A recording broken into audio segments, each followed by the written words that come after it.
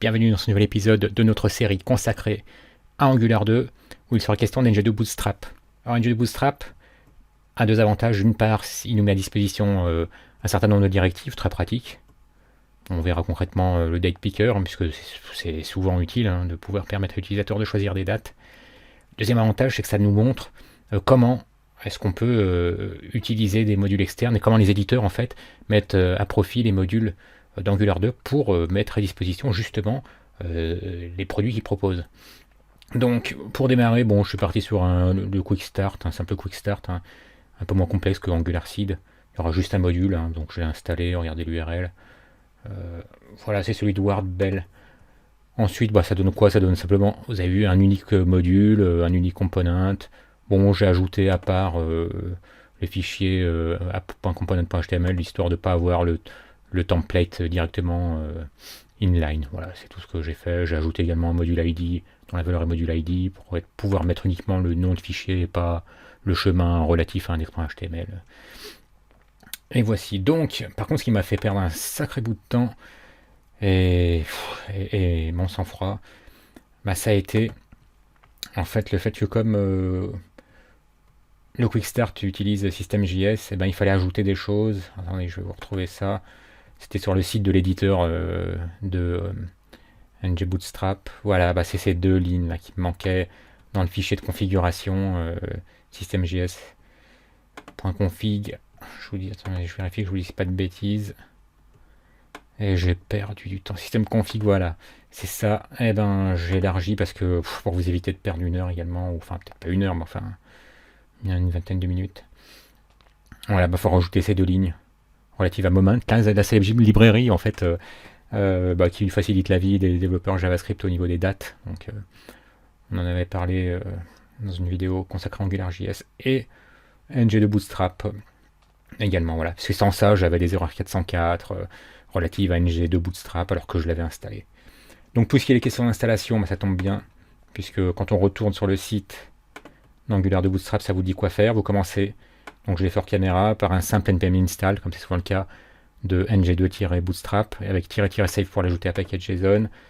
On ajoute également, pour pouvoir avoir le style propre à Bootstrap, bootstrap.css, on l'ajoute à index.html, c'est-à-dire que je l'ai installé à index.html, index le voici.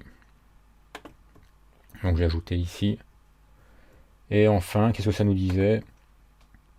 Voilà. Ce qui est vraiment, j'insiste dessus, que je le retrouve, c'est bien pensé à ajouter ça dans un système JS config. Alors cette fois-ci on est parti, on peut jouer avec. Ça c'est notre petit projet.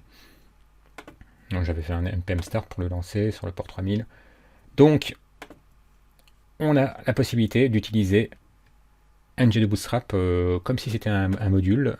En fait d'ailleurs ce sont des modules qui sont proposés. Je retrouve la page, on a dit qu'on verrait l'exemple d'un date picker. Que voici, donc c'est ce qu'on a envie de recracher. Qu'est-ce qu'il y a à faire? Tout simplement, on a importé un module depuis ng de Bootstrap, donc on importe ça. Import date picker module. Donc depuis on l'importe dans app.module.ts. Comme c'est un module, vous vous souvenez, ça doit être un réflexe, il faut l'ajouter au tableau des imports. Donc on ajoute date picker module.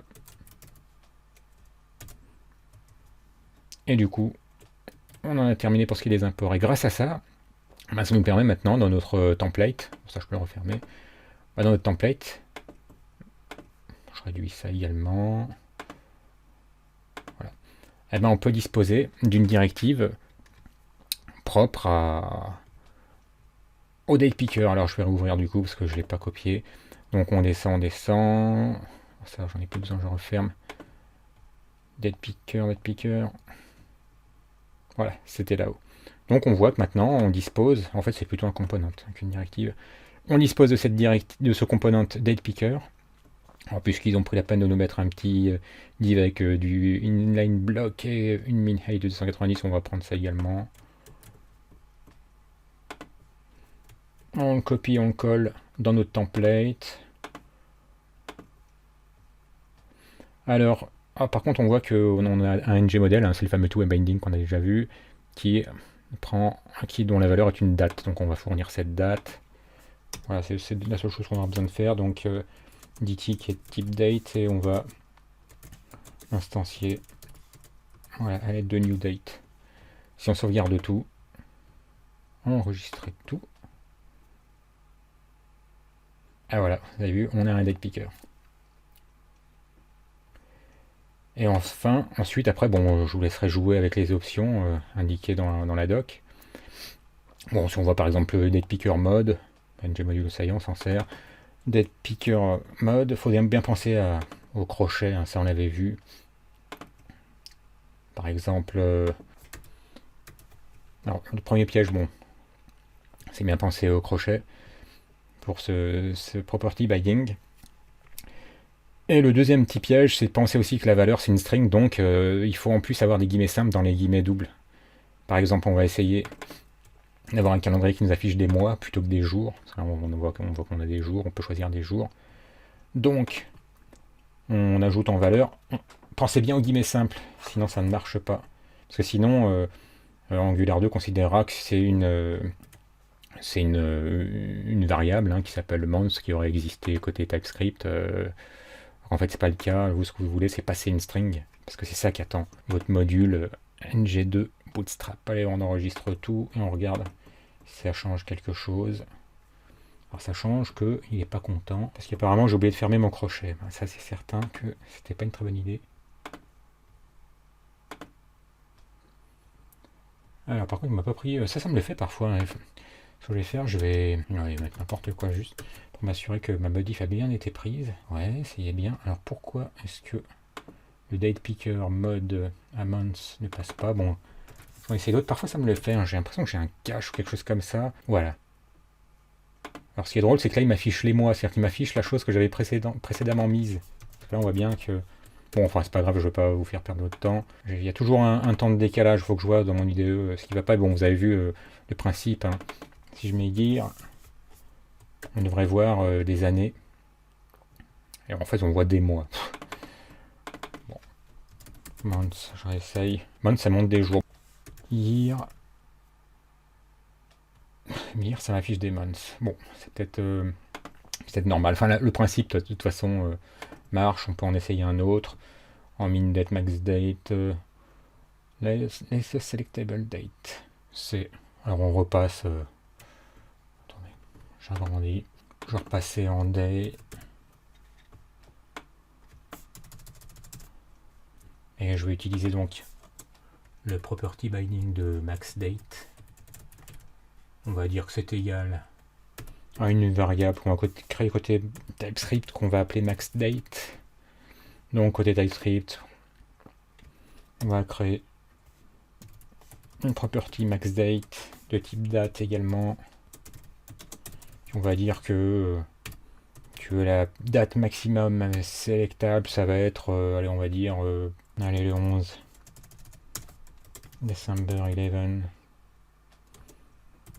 2016. 2016, hop, on enregistre tout. Ah, il est encore en train de rafraîchir. Voilà, et si je vais sur le mois de décembre, on voit que je ne peux pas sélectionner au-delà du 11 décembre.